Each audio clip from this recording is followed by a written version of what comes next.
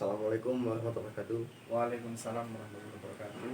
Ya, kita berdua akan itu ya membahas tentang perbedaan bunga dan riba. Iya, iya, benar sekali.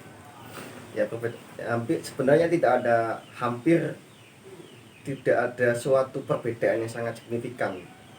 Hanya saja yang perbedaannya mungkin dalam lingkup apa ya? Seperti yang terjadi dalam akadnya gitu kan. Jadi apa itu riba sih? Riba adalah pengeksploitasian dari suatu transaksi yang dari sehingga nilai keuntungannya melebihi batas wajar.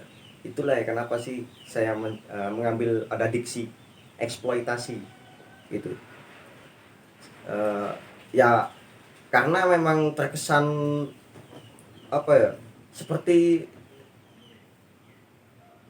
memberatkan suatu pembeli atau nasabah gitu. Jadi tidak apa ya, tidak bagus jika diterapkan dalam sistem perbankan transaksi syariah. Dalam syariat kita juga tidak dianjurkan untuk mengeksploitasi dalam bentuk apapun. Tapi kenyataannya di perbankan syariah saat ini ada nggak? Maksud menurut kamu ada nggak riba itu? Dalam perbankan syariah sih masih belum. Masih belum ya? Masih belum. Ya. Yang sejauh ini saya kenal cuma bagi hasil.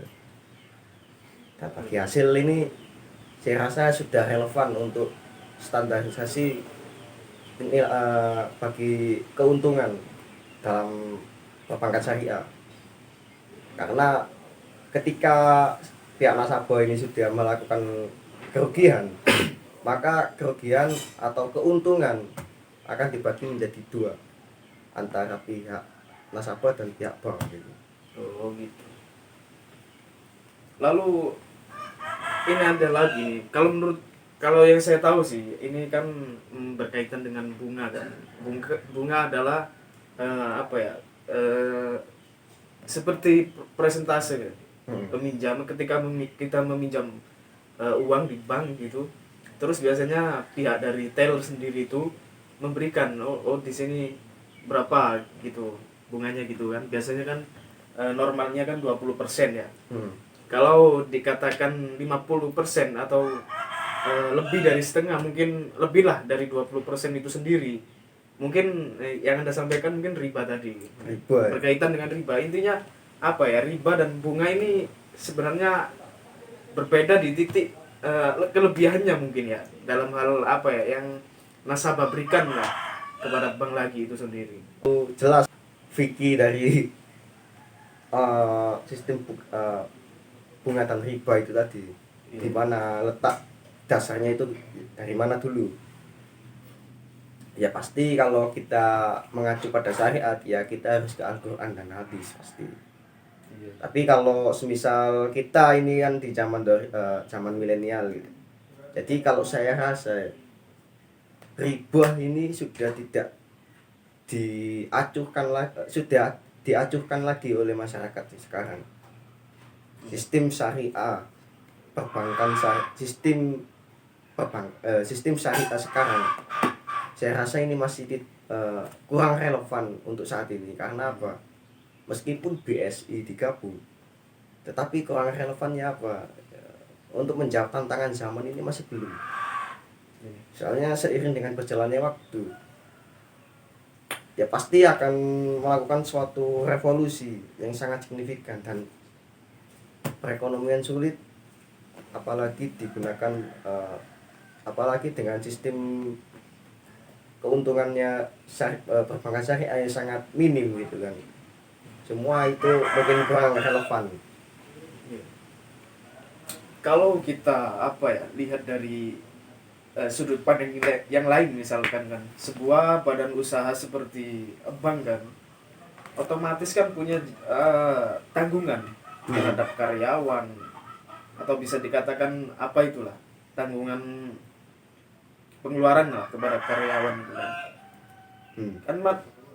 Semua badan usaha kan tujuannya untuk memperoleh laba istilahnya kan. Mungkin ini yang dinamakan atas nama bunga atau yang lain mungkin ya. Ya. Soalnya gini, di perbankan syariah itu terkadang di konvensional maupun di BSI mungkin memiliki sistem yang berbeda-beda, sehingga apa, kalau di BSI sendiri sih berpedoman kepada berlandaskan Al-Quran dan hadis mungkin ya. Kalau di bank konvensional mungkin berdasarkan teori-teori di bidang ekonomi maupun keuangan yang sebelumnya gitu. Kalau menurut saya. Jadi apa ya, kita tentang kalau membahas tentang karena perbankan sistem operasionalnya kita akan lebar ini. Iya, melebar. Jadi nggak usah dibahas ini. Iya. Ya kita ke Intinya aja yang terakhir. jadi apa itu riba dan juga apa itu bunga gitu.